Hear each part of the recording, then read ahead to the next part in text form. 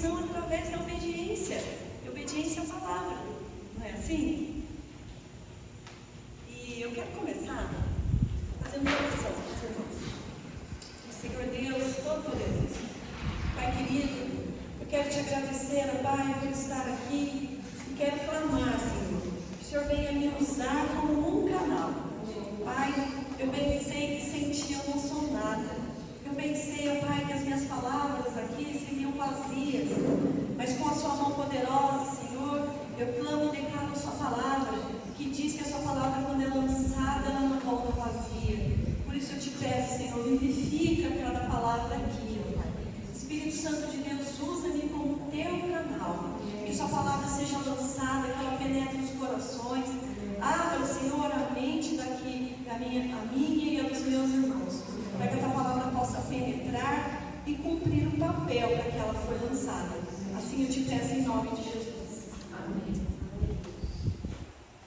Eu trouxe um versículo aqui que fala assim, ele está lá em Apocalipse, capítulo 2, verso 26, para quem quiser acompanhar. Apocalipse, verso 2, versículo 26. Nesse contexto, foi quando João estava escrevendo a carta às 7 igrejas. E quando João escreveu as cartas, quando ele viu Jesus, e Jesus pediu para que ele escrevesse, ele trouxe mensagens a essas 7 igrejas da Ásia. Ele trazia ali uma exortação à igreja, ele trazia orientações, ele trazia a descrição da imagem de Jesus, e ele trazia também uma promessa. Para cada igreja, o Senhor trouxe uma promessa. E essa promessa se estende à igreja de hoje também. Eu trouxe aqui uma das promessas que o Senhor traz lá numa dessas 7 cartas. Aquele que vencer e fizer a minha vontade até o fim, darei autoridade sobre as nações.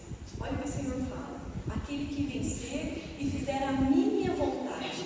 O que é fazer a minha vontade? O que é fazer a vontade daquele que nos criou? É obedecer a lei. Então, aquele que obedecer a lei vai vencer. Mais do que isso, nós temos um alvo. Para que nós estamos aqui? Qual foi o propósito de Deus ter criado a humanidade, ter criado a terra e ter nos colocado aqui? Foi para vencermos e estarmos com Ele. Ele quer separar, Ele quer escolher um povo que vai ser fiel até o fim. Por isso Ele fala ali, ó, aquele que fizer a minha vontade até o fim. E olha a promessa, dentre muitas promessas que Ele traz, Ele fala que vai colocar uma coroa de glória, Ele fala que vai se sentar no trono com Ele, Ele fala que vai colocar vestes brancas, que vai comer no lugar mais escondido, aleluia, imagine isso, porque é tudo isso e muito mais que Ele traz essas promessas para o retorno dele. Ele fala que aquele que vencer, aquele que obedecer até o fim, vai ter autoridade sobre as nações. Vocês imaginam isso, irmãos? Não é só estar com Jesus, que já é tremendamente maravilhoso. Ele fala que Ele quer estar com eles, aqueles que obedecerem, para ter autoridade sobre as nações. Quem aqui quer estar ao lado de Jesus? Você está do lado do trono da graça, ter autoridade sobre as nações. Amém? Eu quero estar. Então esse tem que ser o nosso alvo. Para que eu estou aqui? Para que eu cumpro os princípios? Para que eu obedeço a palavra? Porque eu quero estar com aquele que me criou. Eu quero cumprir e eu quero receber as promessas que Ele deixou na palavra para mim. Quando vocês tiverem essa oportunidade, leiam o Apocalipse, leiam as cartas, leiam com esse entendimento. As promessas que Ele traz, as exortações que Ele traz naquelas cartas, são para nós também no dia de hoje. Que nós possamos mirar nas promessas, que nós possamos mirar na obediência, de cumprir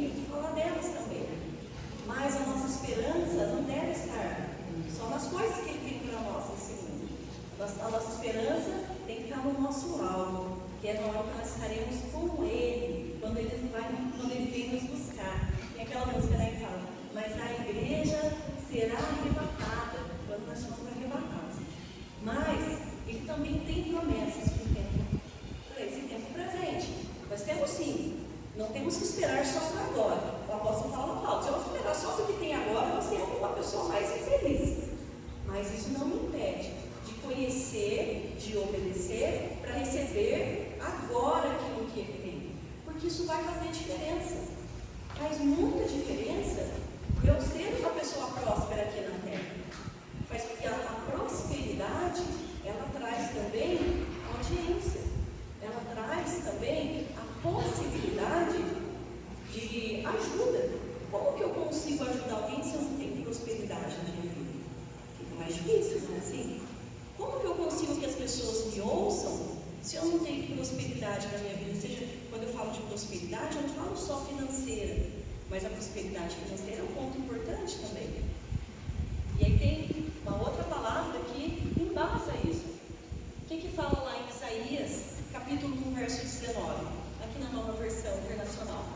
Se vocês estiverem dispostos a obedecer, olha mais uma vez a palavra obedecer. Se vocês estiverem dispostos a obedecer, comerão os melhores frutos dessa terra. Então o Senhor tem promessas para nós, daquele que obedece, de comer o melhor fruto da terra. Quem é que quer comer o melhor fruto dessa terra? Amém. Eu quero comer o melhor fruto dessa terra. E eu quero por mim, eu quero pela minha família, e eu quero para que eu também possa transbordar. Como eu vou transbordar se eu não tenho para mim? Se eu não como o melhor fruto, como é que eu vou ajudar? Não é assim? E como nesse curso, o que eu aprendi? Como que eu faço para receber esse versículo na minha vida? Obedecendo. Todo mundo já sabe disso. Mas à medida que eu conheço a lei, à medida que eu conheço os princípios, à medida que eu sei o caminho que eu tenho que andar, eu tenho um norte, eu tenho uma direção. Então, quanto mais eu conheço os princípios que eu tenho que andar, mais é fácil para eu obedecer. Não é assim? Hoje, na educação das crianças, muito se fala sobre isso, né? Baixa, olha no olho da tua criança e fala, olha, faça assim, para a criança obedecer. Não é só falar assim, não, faça isso. Aí a criança... Então, o que a mãe, as mães são ensinadas, né? Não fala para ela não fazer, fala o que ela tem que fazer. Não é assim? E é assim também, na medida que nós vamos conhecendo a palavra. Às vezes a gente tem uma noção do que não fazer, mas e o que eu tenho que fazer? Nós precisamos focar nisso. O que eu tenho que fazer? E olha o que Jesus fala, né? Então eu tenho que obedecer a palavra que é a lei, e Jesus vem resumindo, porque toda lei se cumpre numa só palavra, que é nesta: amarás o teu próximo como a ti mesmo. Essa palavra está lá em Gálatas, capítulo 5, verso 14.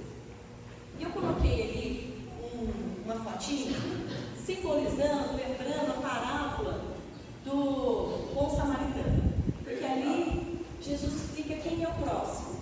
Porque no primeiro em Gálatas ele fala assim, que a gente tem que amar o próximo como a nós mesmos. E os discípulos meus mãe perguntaram, Jesus, mas quem é o meu próximo? Vocês lembram dessa parábola? Então, aí eu coloquei ali, o que ele fez? O bom samaritano, diferente do sacerdote, do levita que passaram e deixaram de lado, o que ele fez para esse próximo? Por que ele foi considerado aquele que sabia quem era o próximo? Porque ali ele se dedicou para ele, ele ajudou. A Bíblia fala que ele deitou óleo, que ele deitou vinho e azeite sobre as feridas, ainda colocou ele no cavalo, levou para uma hospedaria e pagou. Não foi assim essa história? E pagou para que ele pudesse ficar lá. E se esse samaritano não fosse uma pessoa próspera? Ele teria ali óleo? Ele teria ali azeite para deitar? Porque era caro essas coisas, né? Ele teria ali vinho?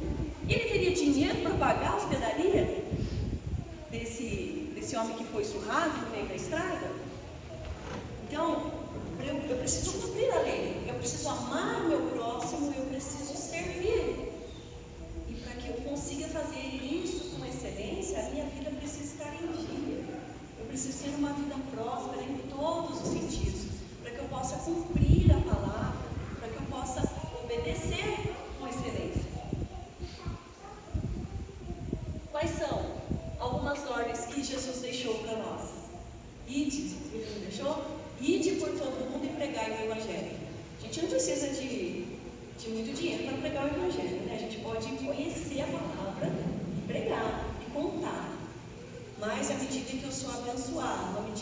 sou próspero, eu consigo atender mais, eu consigo ter mais audiência. Hoje, quem aqui daria para você, se você tivesse um grande palestrante, a gente vê os grandes nomes, né? Luciano Subirá, Thiago Gourmet, o David, né? O David Leonardo, são pessoas que têm grande audiência. Por exemplo, no mundo gospel, vamos dizer assim, as pessoas pagam para ouvir essas pessoas, porque sabem que elas têm conhecimento, porque sabem que elas são a expressão da palavra, buscam o reino. Então, a prosperidade, ela também traz audiência para que a gente possa cumprir a palavra que Deus deixou para nós, de ir e pregar o Evangelho. Ele também deixou lá para a gente dar esmolas. Ele fala, quando ele está dando o sermão do monte, ele fala, quando você jejuar, quando você orar, quando você der esmolas. Então, Jesus espera que nós façamos isso. Ele espera que nós cuidemos das viúvas, que nós cuidemos das crianças, que nós cuidemos das pessoas que estão desamparadas. Nós temos cuidado dessas pessoas. Eu tenho tido recursos para cuidar dessas pessoas, recursos emocionais, recursos espirituais, recursos financeiros, percebem? Assim como eu tenho que cuidar da minha vida espiritual e buscar a palavra e ler e entender, assim como eu tenho que cuidar das minhas emoções, porque se eu não estou com as minhas emoções tratadas, se eu estou cheia de ferida, se eu estou cheia de mágoa, cheia de dor, eu consigo compartilhar a palavra daquele que me criou? Então eu preciso cuidar em todos os aspectos. Eu preciso cuidar no aspecto financeiro, porque quando eu tenho mais, eu consigo doar mais. Eu preciso cuidar do aspecto emocional, da minha alma, das minhas emoções. E eu preciso cuidar da minha vida espiritual, me aproximando do Senhor, conhecendo a palavra, cumprindo os princípios que Ele deixou. À medida que eu faço isso, eu experimento cada vez mais de Deus na minha vida. Aqui, eu coloquei quais são os princípios que nós vamos estar trabalhando ao longo dessa jornada. No mês passado, nós trabalhamos com 3 princípios da vida emocional, que foram perdão, honra e sabedoria. Quando eu cumpro o princípio do perdão, que é perdoar de todo o coração, buscando essa ajuda do Espírito Santo, muitas vezes a gente não consegue, nós falamos sobre isso, né? Quando eu cumpro o princípio da honra, quando eu honro a Deus, quando eu honro os meus pais, quando eu honro a quem merece honra, e o princípio da sabedoria, quando eu busco a sabedoria que vem do alto, não a sabedoria que está no mundo, que vem da terra, porque a sabedoria é isso, né? A sabedoria ela é dom de Deus. E hoje nós vamos estar falando sobre 3 princípios que vão fortalecer a minha vida espiritual. E o pastor Sidney falou que pode ser até meio-dia, todo mundo pode me acompanhar até meio-dia. Brincadeira, viu, irmãos? Vai ser até umas 11h30, mas eu... Brincadeira também, mas acho que ninguém entendeu. Esse caminho nervoso, eu sei que todo mundo tem almoço para fazer, então eu vou agilizar para não segurar tanto vocês aí, mas o que eu quero dizer é que é uma palavra preciosa, uma palavra que falou muito no meu coração, e é uma palavra que eu busquei muito no Senhor para estar aqui compartilhando com vocês. Busquei muito através do estudo, através do jejum, através da oração. Por que eu estou falando isso? Porque não estou aqui só por mim. Aliás, nem um pouco por mim. Estou aqui para expressar a vontade dele mesmo. Então, eu me preparei para isso, para que eu pudesse ser somente um canal do Senhor para estar aqui com os irmãos. Amém. Então, o primeiro princípio que fala, que vai nos fortalecer, que vai fortalecer a nossa vida espiritual, é o princípio da exclusividade. Exclusividade, uma vida sem desvios. E a orientação para o cumprimento desse versículo, desse princípio, está lá no versículo, no 1 Pedro, capítulo 1, verso 15. Na nova versão internacional, ela diz assim: mas, assim como é santo aquele que os chamou, sejam santos vocês também, em tudo o que fizerem. O Senhor nos convida a sermos santos assim como Ele é.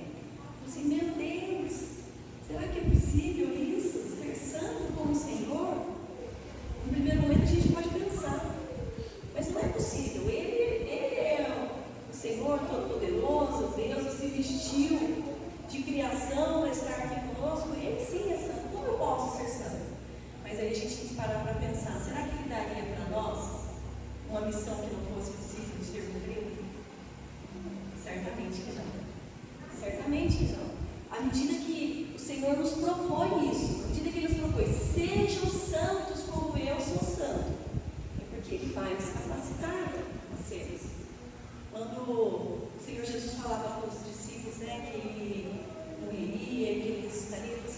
Mas eu deixarei com vocês o Consolador. E Ele deixou conosco o Consolador, que é o Espírito Santo de Deus. Esse é o nosso principal capacitador. E eu quero trazer para os irmãos também aqui alguns passos que podem nos ajudar a cumprir esse princípio de exclusividade. Exclusividade é o mesmo que santidade. O Senhor falava também que sem santidade, aqueles que não forem santos não verão a Deus.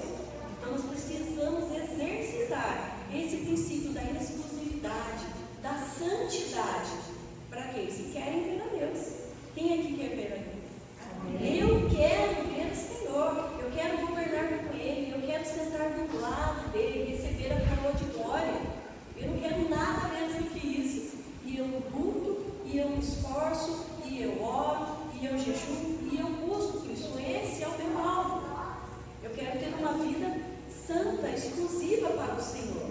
Existem passos que podem nos ajudar a isso. Primeiro passo que nos ajuda nisso é o reconhecimento.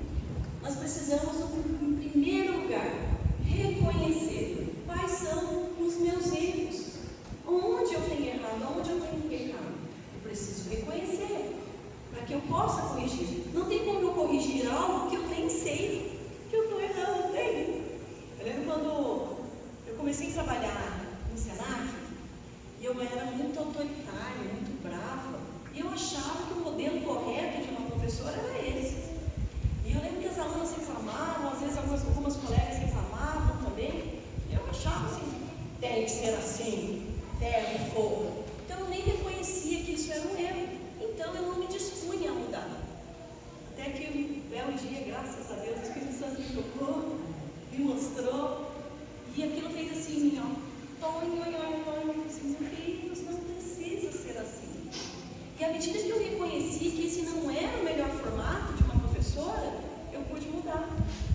Mas para isso eu precisei reconhecer, porque enquanto eu não reconhecia, as pessoas falavam, eu achava que eram as pessoas que estavam erradas. Como que a gente faz para reconhecer isso? Primeiro passo é pedir para o nosso ajudador. Senhor, tem um salmo que ele fala assim, sonda o meu coração, vê se há em mim algum caminho mau.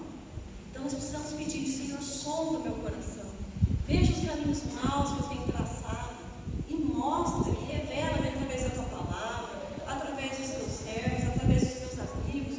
De alguma forma o Senhor vai revelar, mas Ele só revela se eu clamar, se eu pedir. Então nós precisamos pedir, Senhor, mostra-me aonde eu tenho errado, mostra-me aonde eu tenho falhado, porque eu não quero mais, eu quero corrigir. E à medida que eu conheço isso, à medida que eu vou reconhecendo, isso está muito atrelado também ao propósito de Deus na minha vida. Ele fala assim, ó, uma pessoa só consegue ser santa de verdade quando entende o propósito dela na terra. O que isso tem a ver? Todos nós fomos criados para algo aqui. A Bíblia fala que o Senhor nos chamou segundo o seu propósito. E tem um propósito para cada um. Ele fala dos dons também, né? Uns para mestres, outros para doutores, outros, enfim. Cada um tem um dom, cada um tem um propósito aqui na terra. E eu preciso entender qual é o meu propósito, qual é o meu dom. Porque à medida que eu conheço, para aquilo que eu estou aqui, eu busco a minha vida, eu busco o meu reconhecimento, eu busco o meu direcionamento embasado nesse propósito. E eu não consigo ter uma vida santa se eu não estou cumprindo o meu propósito. O Senhor, quando Ele programou lá, olha, ou o Marcos André vai para a direita, o Marcos André resolve ir para o meio ou para a esquerda, fora do propósito, não tem como ter uma vida santa. Mas como eu sei qual é o meu propósito? Clamando ao Senhor e Ele revela. E mais do que isso, sabe como está relacionado? Está muito relacionado com aquilo que arde o meu coração. Já falei disso também, né? O que é aquilo que arde o seu coração? O que é aquilo que você tem uma vontade? Nossa, eu sempre tive uma vontade de fazer isso. Eu sempre tive assim, eu me vejo fazendo aquilo. Muitas vezes, esse desejo que arde o coração, ele tem uma relação com o seu propósito. Tem uma relação com o seu chamado, com aquilo que Deus te chamou. Então eu preciso investir nisso. Eu preciso orar sobre isso, para que esse propósito possa se cumprir na minha vida. Porque eu só consigo ter uma vida santa à medida que eu cumpro esse propósito. O segundo passo para esse cumprimento do princípio é o arrependimento. Porque aí, à medida que eu reconheci, eu já achei, eu já encontrei qual é o meu erro, o que é que eu preciso melhorar, o que é que eu preciso mudar, aí eu preciso me arrepender. Mas o arrependimento, ele é diferente do remorso. Não é eu sentir remorso porque eu fiz algo, não devia ter feito, né? Foi ruim. Não, o arrependimento, ele tem que ser de todo o coração. Ele tem que ser verdadeiro, a tal ponto que eu crio um laço, que eu crio uma repugnância daquilo que eu fiz. Eu não faço nunca mais. Aquilo foi tão mal que eu arrepio só de pensar. Eu não quero fazer isso nunca mais na minha vida, porque eu feri o meu Senhor, porque eu quebrei o princípio dele. E isso é o arrependimento verdadeiro. Assim como foi com Davi. Como Davi é conhecido hoje, irmãos? Homem segundo o coração de Deus. Mas como Davi, quais foram os pecados de Davi? Eu lembro a primeira vez que eu estava lendo a história de Davi, e eu ainda não tinha entendimento nenhum da palavra, não conhecia de Davi, e eu comecei a ver quando Davi trai com Betseba, e depois manda matar o marido. Eu falei assim, o quê? E eu vou ficar falando a história de Davi? No primeiro momento eu falei, que absurdo! Eu cheguei a pensar assim, como que pode esse homem estar na Bíblia? Ai, divino, sabe de nada, inocente. E eu fiquei indignada nesse primeiro momento, porque eu não conhecia a história toda, eu estava começando. Mas Davi, assim que ele é reconhecido pelos pecados que ele cometeu? Não. Davi, ele é chamado homem segundo o coração de Deus. Porque na hora que o profeta trouxe a palavra para ele, e ele viu o erro que ele tinha cometido, a Bíblia conta que ele rasgou as suas vestes e se lançou no chão. Não foi assim? Eu não sei, ele rasgou. Ele se arrependeu de todo o coração. E era um homem que buscava o Senhor, que se arrependia dos malfeitos que ele tinha executado. A Bíblia fala disso, fala do nosso arrependimento. Nós precisamos reconhecer e precisamos nos arrepender. À medida que eu tenho entendimento que o que eu estou fazendo não é certo, se arrependa. Se não consegue se arrepender, clama ao Senhor. Senhor, purifica o meu coração, porque eu sei que não foi certo, mas se eu voltasse no tempo, eu ainda fazia de novo. Quem já passou por isso? Só eu? Eu já errei, eu olhei para trás. Não, mas se eu voltasse, eu fazia de novo. Aí o Senhor vai trabalhando, assim, nossa, não precisava ter feito, não precisava. O Senhor cuida de tudo. E aí eu me arrependi de todo o meu coração. O céu, ele não está cheio de pessoas perfeitas, mas de pessoas perdoadas. Esse é o plano da salvação. Esse é o plano de que nós venhamos a nos arrependermos, para que nós sigamos um caminho que é Cristo. É isso que ele fala. Arrependei-vos. João, quando veio preparar o caminho, não era isso que ele falava? Arrependei-vos, pois é chegado o reino dos céus. E não é diferente dos dias de hoje. Quem aqui tem identificado que nós estamos vivendo nos últimos tempos? Estamos? Muitos sinais. Não é hora de nós reconhecermos, é hora de nós nos arrependermos, porque é chegado o tempo, é chegada a hora. E o terceiro passo para viver uma vida de santidade, passos para a santificação, nós precisamos decidir viver uma vida exclusiva para Deus. Irmãos, isso é uma decisão, ela está aí, só cabe a nós. Só eu posso decidir pela minha vida. Só eu posso escolher o caminho que eu quero seguir. Se eu continuo na minha vida, seja ela com os meus erros que eu acho que não tem problema, que eu acho que não tem nada a ver, ou eu quero realmente viver uma vida exclusiva com Deus. Porque sem santificação, sem uma vida santa, ninguém verá Deus. Aí eu escolho qual é o meu alvo, aonde eu quero chegar. Eu quero chegar à presença do Pai, eu quero ver ao Senhor, eu quero receber, tomar posse das promessas que Ele tem para mim, ou não? Não tem outro jeito. Ele fala assim, decida viver exclusivamente para Deus. São necessárias algumas ferramentas. O que pode facilitar a minha vida para ter essa escolha, para fortalecer essa escolha? O jejum. O jejum é uma ferramenta poderosa, onde eu faço a mortificação da carne. Quando eu jejuo, quando eu me abstenho de algum totalmente de alimentos, ou de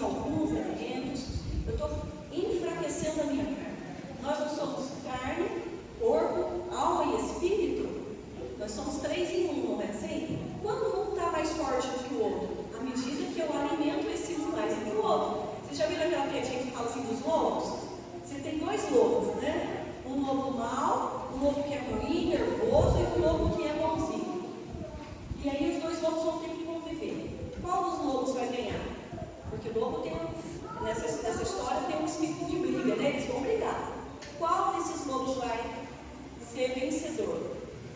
O lobo que eu alimento mais. Se eu alimento mais o lobo mau, é esse lobo que vai vencer. Se eu alimento mais o lobo bom, vencerá esse. E em mim, dessas três partes que nós somos compostos, qual delas vai vencer? O meu corpo, a minha alma ou o meu espírito? Qual que vocês acham que deve vencer? Espírito. Porque nós somos espíritos, nós habitamos um corpo, nós temos uma alma, mas nós somos espírito. O nosso espírito precisa estar fortalecido. E uma das táticas para fortalecer o espírito é estudar a palavra, é ter comunhão com Deus através da oração. Mas uma das táticas que me ajuda também é o jejum, porque no jejum eu mortifico a minha carne. No jejum eu enfraqueço o meu corpo. E quando o meu corpo está fraco, o meu espírito consegue se sobressair. Antes eu não entendia também o princípio do jejum. Eu achava que no meu primeiro entendimento eu tinha entendimento de troca. Aí eu vou jejuar e vou fazer esse pedido e Deus vai me dar, porque eu jejuei. Muitas vezes eu tive esse entendimento.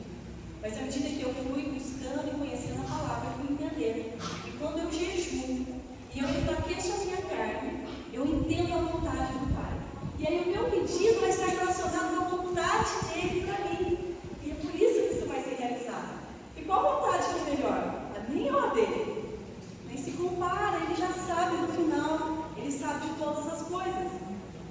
E olha só uma ferramenta interessante que tem para esse processo de santificação. Amigos que têm mais fé do que você. Nós precisamos separar, selecionar as nossas amizades. Olha o que a Bíblia diz lá em 1 Coríntios 13:33. As más companhias corrompem os bons costumes. Não sou eu que estou falando isso. A Bíblia nos fala isso. Nós precisamos escolher as nossas companhias. Os meus amigos precisam ter mais fé do que eu. Na hora que eu cair, na hora que eu estiver em desespero, na hora que eu falar, chega, eu não vou cantar mais isso não, eu vou fazer isso. Aí ele vai falar, calma, você não está sozinho. Calma que o Senhor vai agir em seu favor. E se eu tenho um amigo que tem medo do seu quê? Ele vai falar o quê? Isso mesmo, chuta o balde. Não é assim? Então, passos para a santificação, para viver uma vida exclusiva com Deus. Nós precisamos jejuar, orar, precisamos ter amigos que vão nos fortalecer na palavra. Não é qualquer amigo, não é qualquer sabedoria do mundo, é a sabedoria da palavra. Então, tenha um amigo fiel, tenha um amigo que tem mais fé, que tem mais conhecimento, que tem mais entendimento que você. E procure também ser esse amigo que vai ter uma palavra boa no momento da angústia. E isso a gente só consegue através da leitura da palavra. A Bíblia é o único livro que nós conseguimos ler na presença do autor. Olha que maravilhoso isso. Já pensou? Você vai ler lá o livro Machado de Assis. Aí o próprio Machado de Assis, ele vem do seu lado e fala, ele é um autor que escrevia muito difícil, né? Palavras muito difíceis, fora do nosso cotidiano. E ele fala, não, aqui eu quis dizer isso. Aí você lê uma frase e aí ele, não, aqui, ó, na verdade eu quis dizer aquilo. Seria muito especial, seria? Ler um livro com o autor explicando aquilo que ele quis dizer, aquilo que ele pensou. A Bíblia é esse livro. O autor, à medida que nós falamos, ele revela a palavra para nós. O autor, ele se comunica com a gente. Nós precisamos vestir as vestes brancas que o Senhor tem para nós. No processo de santificação, a Bíblia fala que nós trocamos as nossas vestes. Nós tiramos aquilo que não serve mais. E uma outra coisa que eu queria falar com vocês também, dentro disso, do processo de santificação, eu preciso guardar a minha boca. Eu preciso guardar as minhas palavras. A Bíblia nos fala assim que na mesma fonte não sai água amarga e água doce, não é assim? E ele está fazendo uma menção com aquilo que sai da minha boca. Se eu profiro palavras de maldição, se eu profiro fofoca, se eu estou proferindo mentiras, se eu estou proferindo palavras que são comparadas a águas amargas, não tem como sair palavras de água doce, palavras de profecia, por exemplo, e se cumprir. Eu posso até profetizar. Aí, se eu tenho uma prática de fofocar,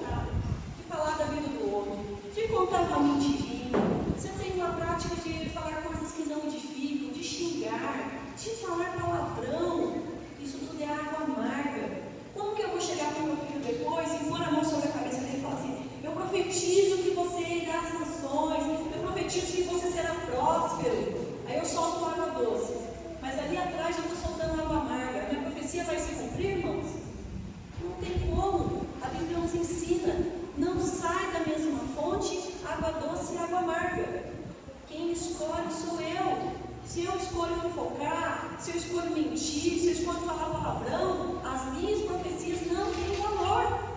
Não tem valor, porque não tem como sair da mesma fonte. Então nós precisamos guardar a nossa fonte. Só com o Espírito Santo para ajudar. Porque a hora que a gente vê, soltou alguma coisa.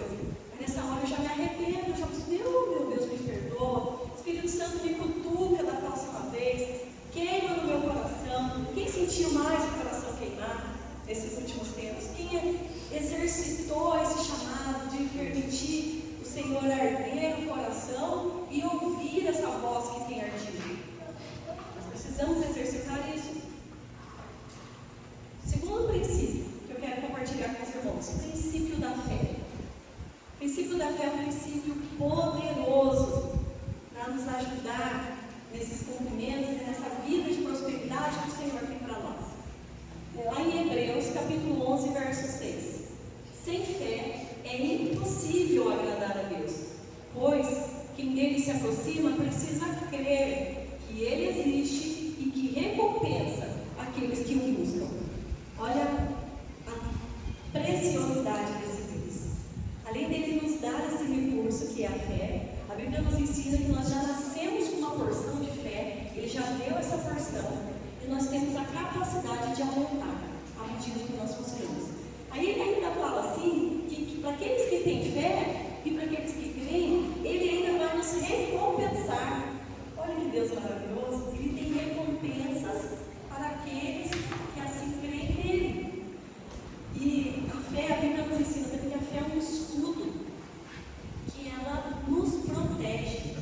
Porque a Bíblia fala que o inimigo anda ao nosso derredor, não é assim? Procurando a quem possa tragar. Ele está o tempo todo tentando nos atingir.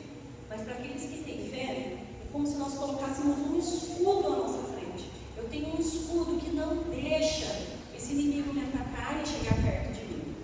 A Bíblia também ensina que a fé vem pelo ouvir e ouvir a palavra de Deus. Senhor, quando o Senhor estava falando sobre o perdão dos discípulos, ele falava assim: Jesus, aumenta a minha fé. Como que eu aumento a minha fé? Ouvindo a palavra. À medida que eu ouço a palavra, a minha fé aumenta. À medida que eu tenho amigos que têm a fé maior que a minha, e eu participo, e eu oro, e eu participo da igreja, e eu estou em comunhão, a minha fé aumenta. Então nós precisamos buscar isso, aumentar a nossa fé. Quanto mais eu tenho fé, mais eu tenho recompensas do Senhor. Aleluia. Olha aí, tremendo isso. Que a fé de vocês seja aumentada em nome de Jesus. Que cada vez mais os ouvidos de vocês estejam abertos à palavra, para que ela fortaleça o coração e que a fé eleve de maneira sobrenatural. Aleluia. Olha, eu gosto muito desse versículo também, que ele fala assim: ora, a fé é a certeza daquilo que esperamos e a prova das coisas que não vemos. Isso está lá em Hebreus, no capítulo 11, no verso 1, da Nova Versão Internacional. Fé não é ter pensamento positivo.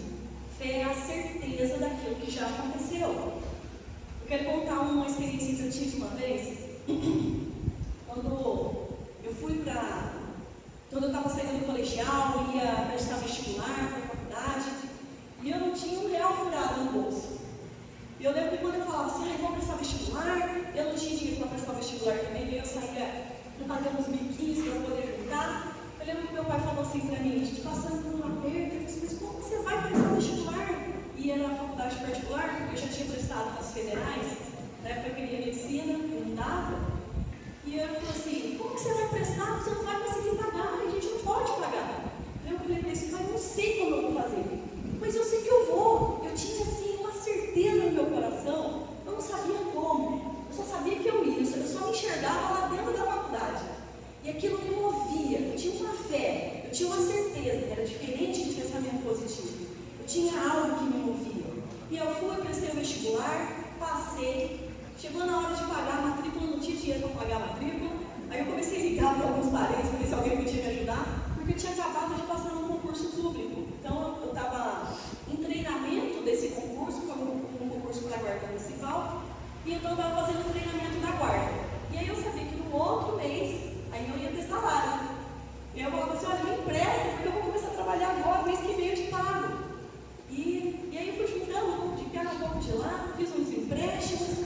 E aí eu sei que na hora que eu juntei todo o dinheiro, foi assim, ó, cravado o valor da matrícula. Não sobrou nada.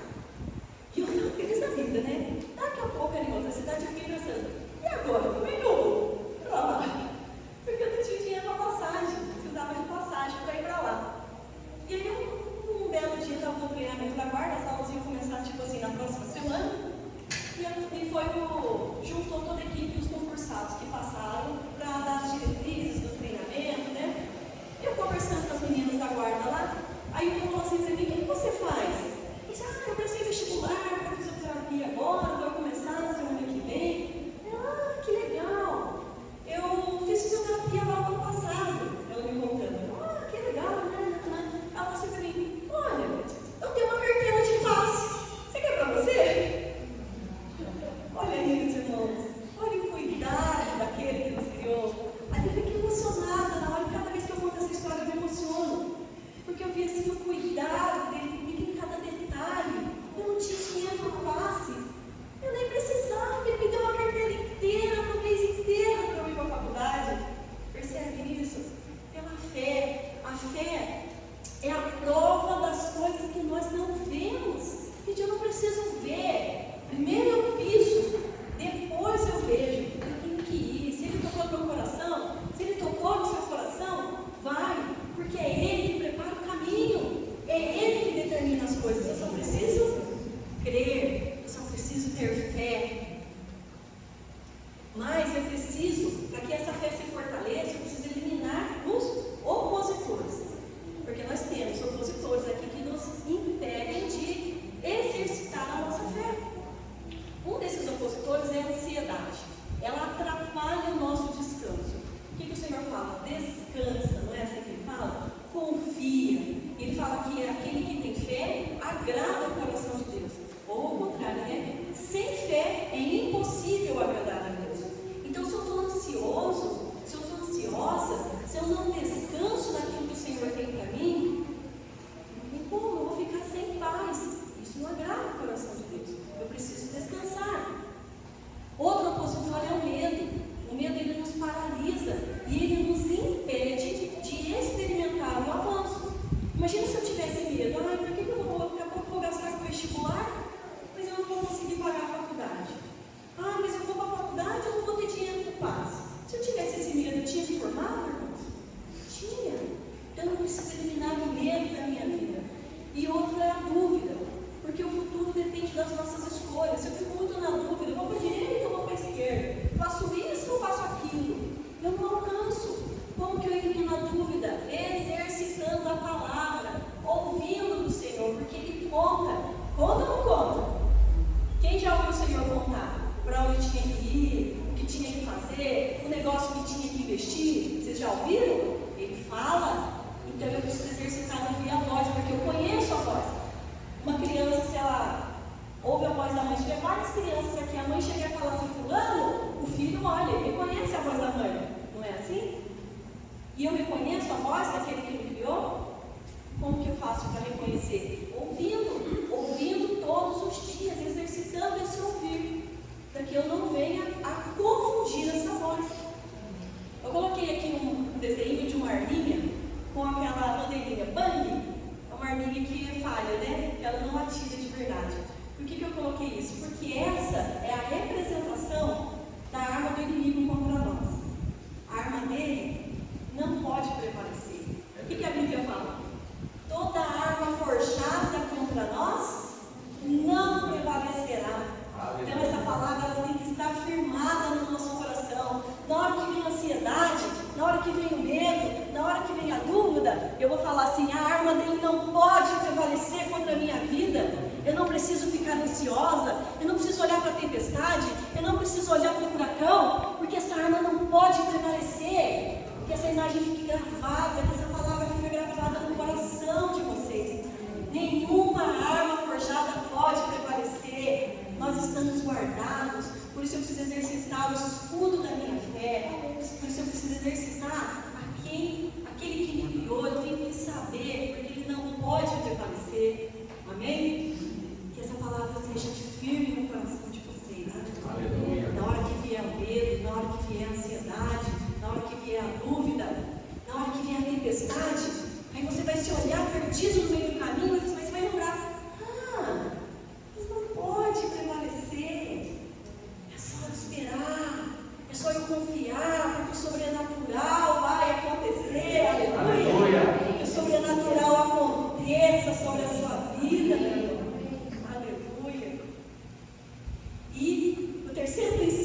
vamos falar hoje, vocês aguentam só mais um pouquinho?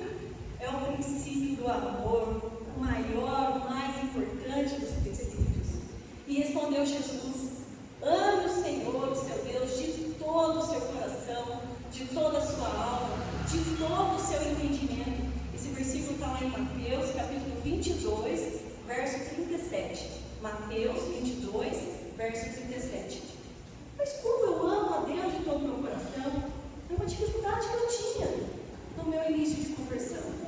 Então assim, não amo, né? Tem que amar a Deus, gente. Claro que eu amo, Ele me criou. Mas eu amava com palavras. Eu não amava de todo o meu coração. Eu achava que eu amava, eu achava que o amor era aquilo.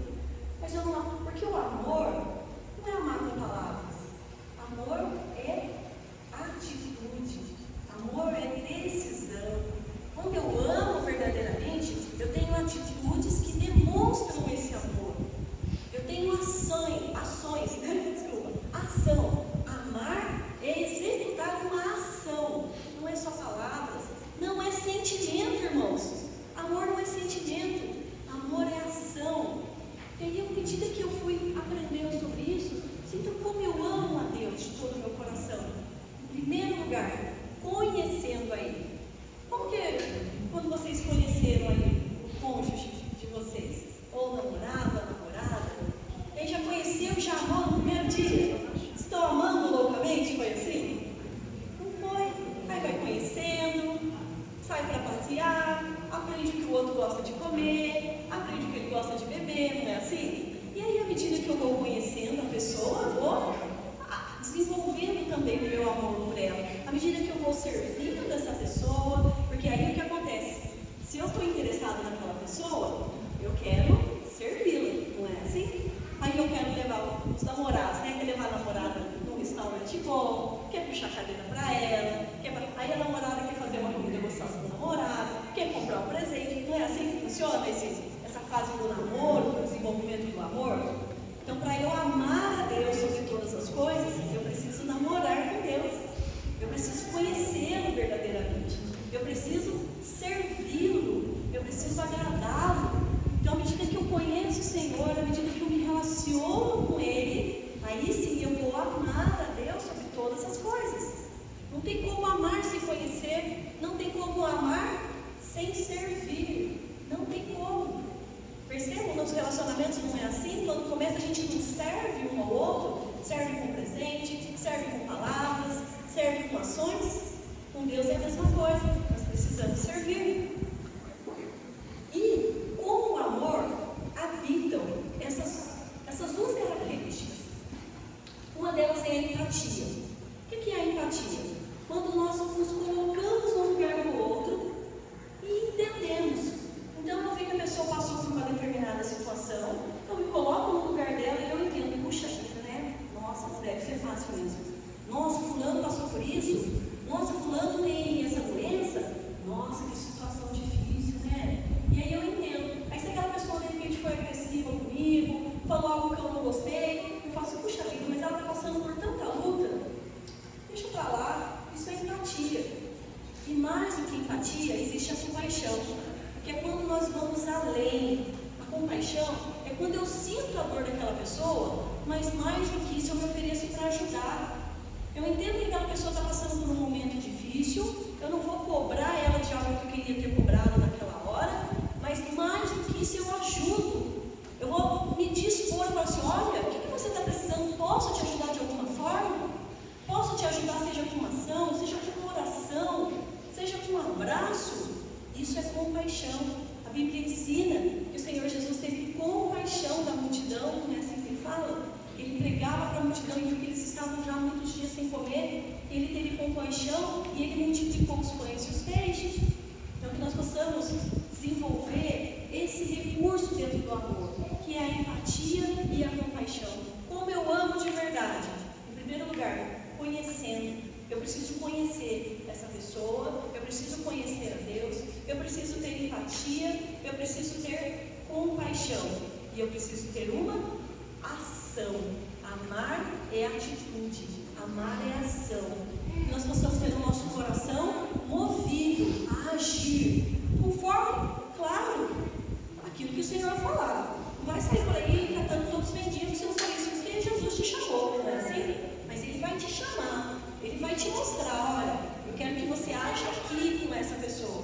quero que você haja dessa forma com essa pessoa. Mas o nosso ouvido tem que estar treinado a ouvir a voz do nosso Pai.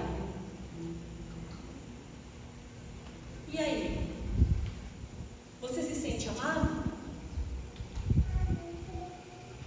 Você sente o amor de Deus? Quem é que sente o amor de Deus? E, mais uma vez eu falo, né? Amor não é sentir. Gente, muitas vezes tem uma música que eu gosto muito, que ela começa cantando assim: diz que amado sou, sei que eu me sinto assim. Vocês conhecem? Diz que forte sou, vamos lá pra que em mim. Isso me tocou muito da música. Diz que amado sou, sei que eu me sinto assim. E eu estava passando um momento de luto quando eu ouvi essa música pela primeira vez. Eu falei assim: verdade, diz que me ama, mas eu não sinto assim. Pobre de mim, né? Às vezes a gente está vivendo aquele momento de luta, aquele momento de furacão. Eu falei assim: que amor é esse? Que amor é esse? Diz que me ama, mas eu não estou sentindo esse amor. A gente tem que tomar muito cuidado com isso, porque muitas vezes a gente não vai sentir. Muitas vezes a gente não vai sentir, irmãos. Isso significa que ele não ama? Quem aqui é pai ou mãe? Quantas vezes o filho já virou e falou assim: você não me ama nada, você é chato? Vocês já ouviram isso? Isso significa que vocês não amam? E mais do que isso, né? Quando nasceu o filho, nasceu aquele serzinho das mulheres que gestaram, que carregou o barrigão, noites sem dormir, com falta de ar, azia, queimação. Vocês tiveram isso? E aí, a hora que nasce aquele serzinho precioso, e a gente olha para ele com todo amor. É assim ou não é? Eu lembro que a minha primeira filha, no meu parto, eu tive os vasos sanguíneos dos meus olhos se romperam. Então, onde é branco do meu olho ficou puro sangue, ficou tudo vermelho. Porque eu acho que fazia muita força para nascer. Então, eu tive assim, um sofrimento no corpo. Mas eu olhava para ela e eu amava ela de todo o meu coração. Porque o Senhor ele compara, né? O amor próximo ao amor de Deus é o amor de uma mãe, de um pai, não é assim? Imagina o amor de Deus por nós, que Ele que nos criou. Ele nos ama por algo que nós venhamos a fazer? É assim? Ele fala: se você fizer isso, eu vou te amar? É assim que Ele fala? Não. Ele nos ama incondicionalmente, Ele nos quer incondicionalmente. E assim, muitas vezes nós não vamos sentir esse amor, porque no mundo nós teremos aflições. E muitas vezes nós estamos passando por esse momento de aflição, e aí a gente olha para a aflição e fala: diz que amado sou, mas eu não me sinto assim. Porque se eu me amo, como é que eu estou passando por essa aflição? Eu lembro quando eu perdi minha mãe, e eu fiquei ali por um bom tempo, eu tive uma briga com Deus. Eu falei assim: puxa vida, Senhor, por que você tirou minha mãe? Minha vida teria sido muito mais leve, teria sido muito diferente se minha mãe tivesse aqui.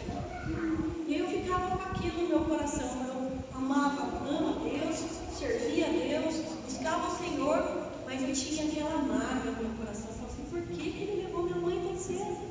Ele não precisava ter levado, Ele podia ter mudado as circunstâncias. Ele podia?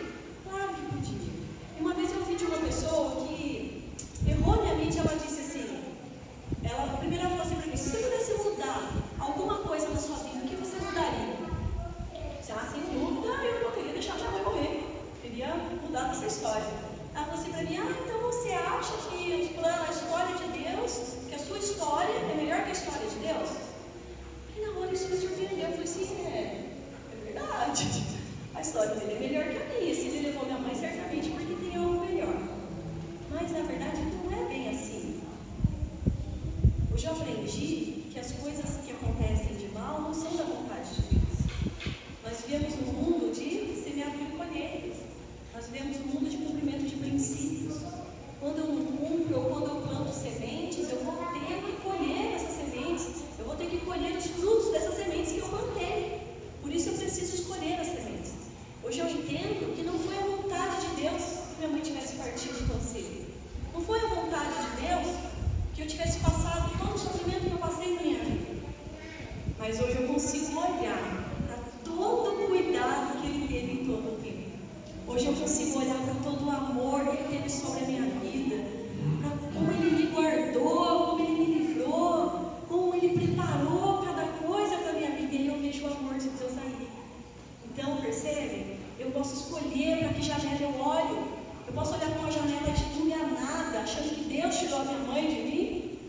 posso olhar para uma janela que fala assim, a vida é feita de princípios, ela é feita de semeadura, de colheita, e ela é feita por um Deus de amor. Eu posso olhar para todo o amor que o Senhor dedicou para a minha vida e cuidou de mim para que eu chegasse aqui hoje, forte, guardada e protegida por Ele. Amém? Amém. Mas para isso eu só pude chegar nesse ponto quando eu descobri a minha identidade. Eu só posso chegar nesse ponto quando eu sei quem eu sou. Você sabe quem você é? Você sabe quem te criou? Mas sabe verdadeiramente?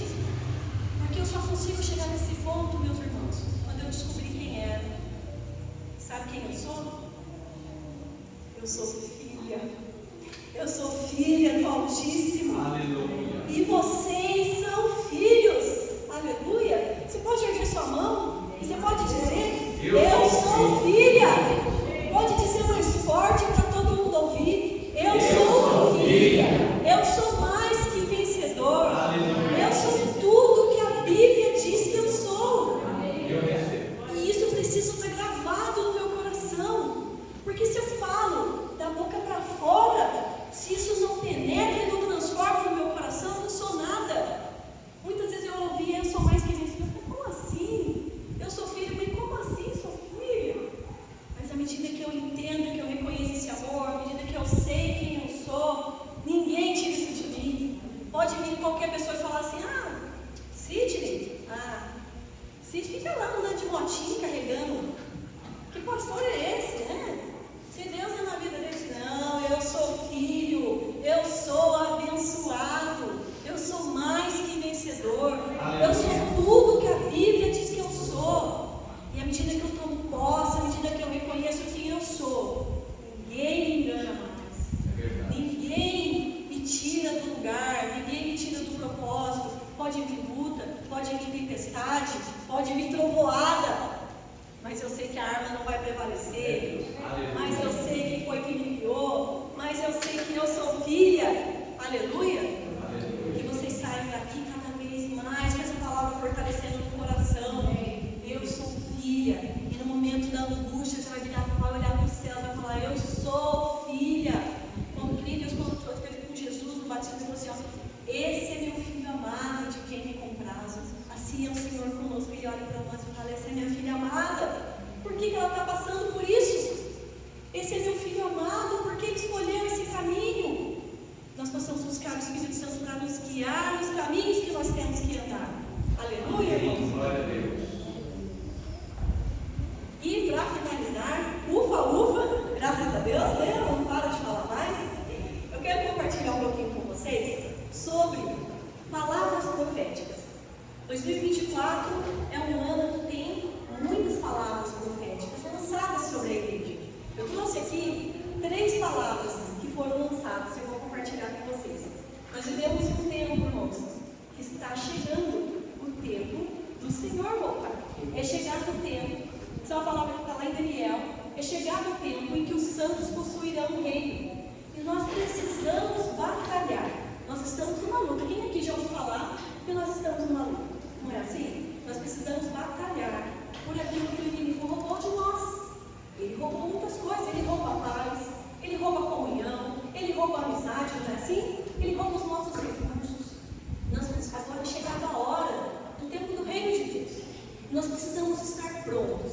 Nós precisamos estar prontos, revestidos da palavra, revestidos do amor, com a certeza da identidade para poder guerrear. E essa batalha, ela precisa acontecer nas nossas orações. Lembra que nós somos espírito, principalmente, nós não vemos o mundo espiritual, mas não significa que ele não está acontecendo. Nesse momento que nós estamos aqui reunidos, o Senhor está aqui. Tem uma multidão de anjos voando aqui em cima ao nosso redor, louvando e adorando ao nosso Senhor. Nós somos guardados debaixo dessa palavra. O mundo espiritual está aí. E a grande guerra também. Nós temos visto, o que Jesus falava, verão rumores de guerra. E por que isso tem se acentuado cada vez mais? Porque o inimigo sabe que essas promessas estão à porta de se manifestar. As promessas estão às portas. E olha o que essas 3 igrejas trouxeram de palavras proféticas para o ano de 2024. Lá da igreja que eu faço parte, da Igreja Fonte da Vida, apóstolo recebeu uma palavra que será um ano de frutificação. O ano das sementes que eu plantei será o ano que eu vou colher. Olha que tremendo. E qual é a palavra que o Senhor trouxe para a igreja Batista Nova América? Que é o ano da grande colheita. Aleluia. Olha como as palavras se encaixam. Para um profeta ele revelou: ano da frutificação. É o ano que vai frutificar. Para outra igreja que ele revela, é o ano da grande colheita. O Senhor tem grande colheita para nós. Para uma outra igreja ele revelou que vai ser o ano das portas abertas. Que a porta que eu entrar eu vou colher. Que a porta que eu entrar eu vou frutificar. As portas estão abertas. Mas os meus olhos precisam estar abertos. Eu preciso ter entendimento. Eu preciso estar maduro. Lembra do exemplo que eu dei da outra palavra? Depois um bebezinho no carro, ele recebeu de herança um carro. O bebê já pode dirigir? Não. Ele tem que estar maduro para tomar a herança dele, que é o carro. E assim somos nós. Nós temos herança. Nós temos palavras que foram determinadas. Lá no livro de Amós, no versículo 3, no capítulo 3, no versículo 7, tem uma palavra assim: que o Senhor não traz nada que Ele não revelou ao seu profeta. Primeiro Ele revela para o profeta para trazer aqui na terra. E Ele também fala, quando a gente pega lá a história da Sunamita, né? Da Sunamita. O que aconteceu com a Sunamita? Ela não recebeu o profeta? E ele, o profeta falou: que você me recebeu, o Senhor vai atender o desejo do seu coração. Ela não tinha nem pedido, mas ela recebeu o profeta e recebeu o desejo do coração, que era o filho. O Senhor está nos enviando profetas para contar o que vai acontecer. E Ele está falando que é ano de frutificação, que é ano de grande colheita, que é ano de portas abertas. Amém. E se eu recebo essa profecia, se eu tomo posse, se eu reconheço, Ele vai atender o desejo do meu coração. Então que vocês recebam essa palavra que veio direto do céu. Nós estamos vivendo um ano que vai ter guerra. Não vai ser mais fácil, irmãos, vocês já sabem disso. Não vai ter nada fácil. Mas a gente já sabe que as armas não podem ter mais. Mas a gente já sabe por que nós somos criados. Mas a gente já sabe a palavra que foi liberada sobre nós. Então que nós possamos exercitar a santificação, nós possamos exercitar a nossa fé, nós possamos exercitar o amor, e que nós possamos viver cada palavra que o Senhor tem lançado sobre nós. Amém? Então eu profetizo sobre a vida de vocês. Senhor, eu clamo pela vida dos meus irmãos agora. Que a sua palavra, Senhor, quando é lançada, não volta vazia. Que a sua palavra vai se cumprir